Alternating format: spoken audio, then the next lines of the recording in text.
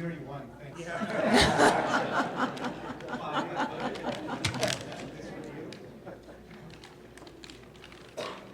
I'm only counting 5 bags. I'm feeling right now as I'm the unlucky one.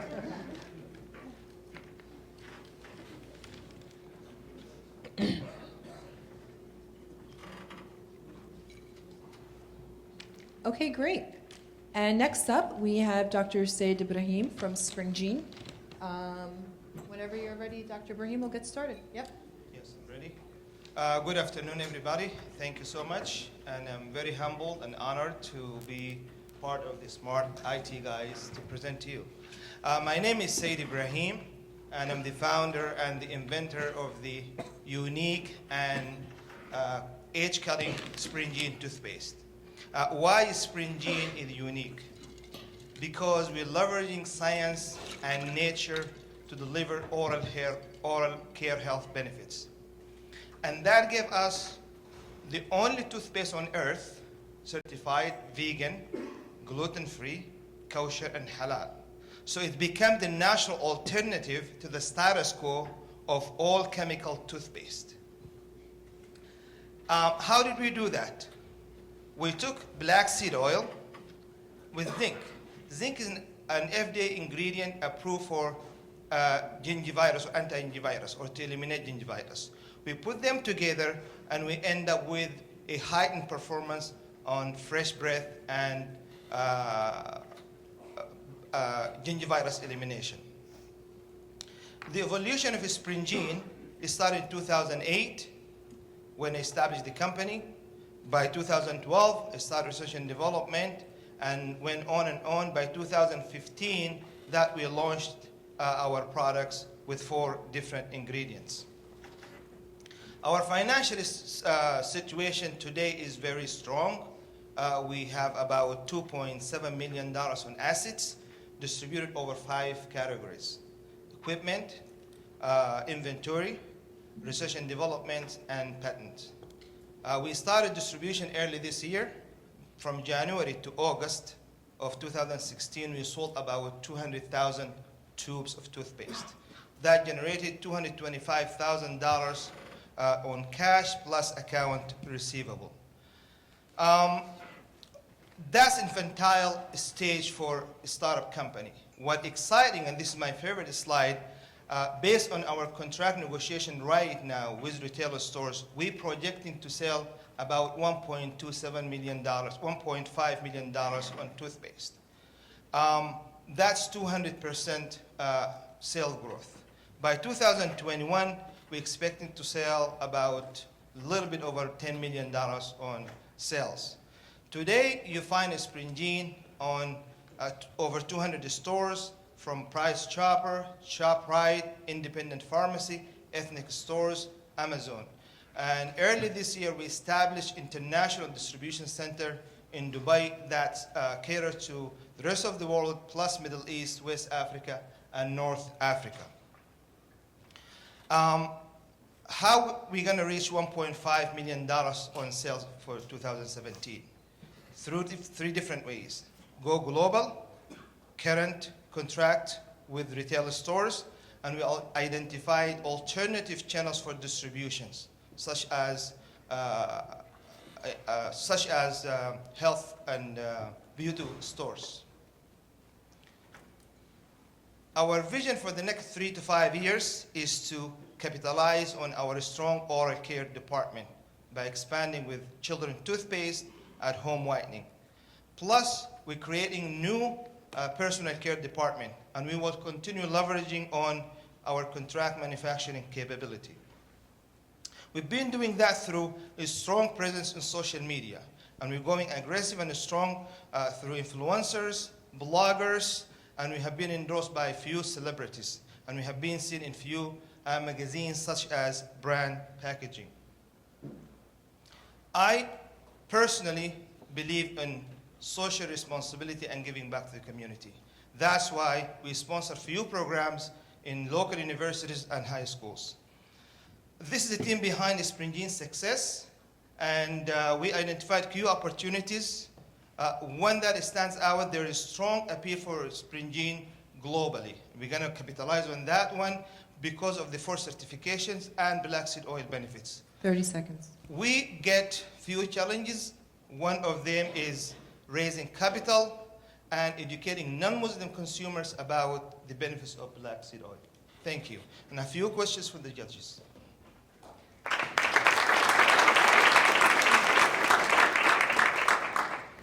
Great. Dr. Hina, do you want to start with your? Yes, thank you. That was wonderful. Thank you. Thank you very much for that presentation. I had a few questions. I'm always very interested in hearing more about natural products and using herbs and non-chemical based approaches that have been used in many countries.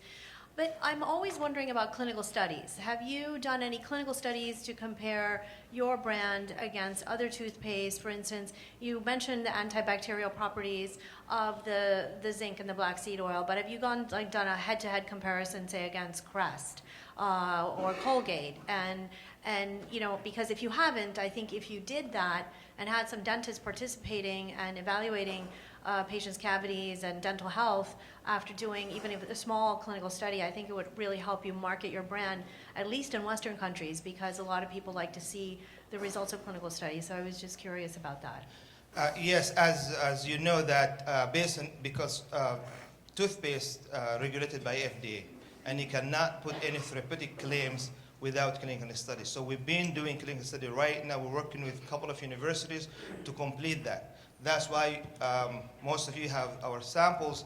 We're not mentioning anything about anti-virus, even though scientifically and based on vitro and in vivo lab results, we are way above Colgate and Crest, but we cannot say it until we conduct the clinical studies, which usually takes between 6 months to 1 year, just 6 months to do antivirus.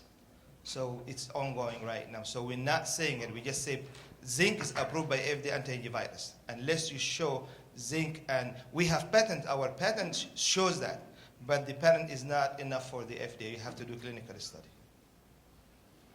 Great. So thank you for the presentation. I thought it was really good. And thank you for the bribe. I really think that'll go a long way. Unfortunately, I'm crossing the border, so I don't think they're going to let me take this with me, so I have to brush up. There's a travel size in there. There we go. Thought about everything. That's great. So I love that you're challenging the big guys. I mean, Colgate, Crest. I mean, I have never seen an alternative to the companies I grew up with. And so I think it's great to start to introduce new options. I love that you're thinking about some of those things. The biggest challenge with building a product, and I'm sure it's something you understand, it's not necessarily the manufacturing of the product, it's the distribution around the product. And distribution can be very difficult. And the reason why Crest and Colgate own the market the way they do is because they have their distribution channels locked in. So now the good thing is there's something called the internet. And so it's a disintermediary, and you get the opportunity to start to leverage that in a big way. So I would say think a lot about how you can start pushing your product through the web, through small businesses. There's a company called Shopify, for example, that creates a bunch of small businesses. Maybe start one that's specifically focused on this. So think about that in a big way. I would also say, this is a strategic decision you need to make at some point.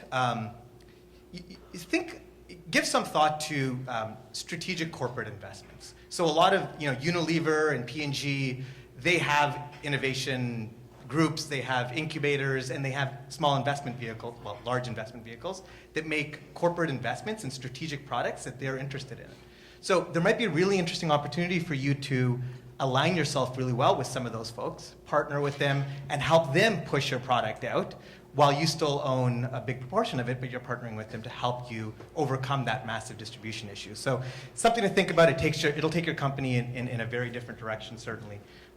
So those would be some of the points I would just highlight. Thank you so much. Thank you. Yeah, Dr. Said, obviously I'm biased to this category that you're in, right? In this natural product sector category, and I think it's a great place to be. I think it's booming. I think that's where the future of consumer products are going to be, and I think you're in a really nice space. I think we talked a little bit about this before, and hopefully you and I can stay connected and talk about it again. But I think the benefit that you can bring is the story that you can tell around the ingredients that you use in your products. I think interesting, unique, compelling storytelling opportunities to tell the consumer why they want this product versus another, I think is an opportunity that you have with something like this. And right now, that's kind of the need in the marketplace. The other thing I wanted to kind of bring to your attention is just be cautious of when you decide to introduce new products, because there are different growth strategies that every business has, right? So first and foremost, you want to increase market share. You want to get your product in as many people's hands as possible. And then when you've saturated the market to the extent that you think you can, another opportunity to grow is to introduce new products to that customer segment. So don't be so, I would say, antsy or anxious to get new products out. Maximize what you have, get it out, get people to believe in the product, get people to believe in the brand, and then think about introducing new products after that. So that's just a kind of point of caution there, because I find myself falling in the same space. And then the other thing I would say is consider what you want to do around the different certifications that you have. You have vegan, you have kosher, you have halal, you have natural. That's a lot of information for the typical consumer. So one of the opportunities that you have online, whether it be digital or offline, segment that market, identify which one of those markets is most compelling and biggest for you coming out the gate, go get that, and then go get other opportunities. But it's hard to be everything to everyone. So pick where you want to play, or at least segment the market enough from a consumer perspective to give them their value proposition individually, rather than going to one consumer and telling them you're everything. Find out what they need, give them what they need in their own digital or offline perspective, and then I think there's an opportunity there to grow as well. Excellent. Thanks so much. Thank you. Couple other observations. There is a good case study in the marketplace you may want to look at. There's a company named Tom's of Maine that has been in business for several decades now. Did much the same thing. Tom Chappelle built that company in the middle of nowhere in the state of Maine, and he's done a very good job about branding it, much around natural products like you're doing. And he's managed to get some very good shelf space over the time. If you go to places like Wegmans or whatever, you'll see that Tom has very good shelf space at this point. So I would look at that as a case study. The other thing I'd point out, and if I understood you right, you've got your own manufacturing facility. Yes. And you've got your own infrastructure. And you went through the slide quickly, but it looks like you've also got a pretty strong team in place. And those are real assets. In a day and age where people are encouraged to think virtual and build virtual teams or whatever, I really think that owning that infrastructure and being able to control your manufacturing, control your quality, control when you go to market with some of those new products and when you approach new customers, that's a powerful element. And the third thing I'd add, the fact that you seem to be self-funded. So you're probably in a position where you may or may not need the same kind of capital that so many startup companies do. And again, that puts you in a very powerful position. The longer you can control that equity, the better. So I congratulate you for getting this business off the ground and getting it to the point where it seems to be in a very powerful position in the marketplace. Sure. Thank you so much. Great. By the Thank way, you so much. Tom's of Maine is bought by Colgate 80 years ago. So it's Colgate toothpaste, not on. Yeah, I mean they kept the name, but yes, Colgate toothpaste. Yeah, he did a great job in selling that to one of those big distributors. But he had a brand name too that the distributor wanted. Yes. So the two went hand in hand. Okay, great. Well, thank you Thanks. so much. We'll give it Thanks so over to much. the Thank judges to vote.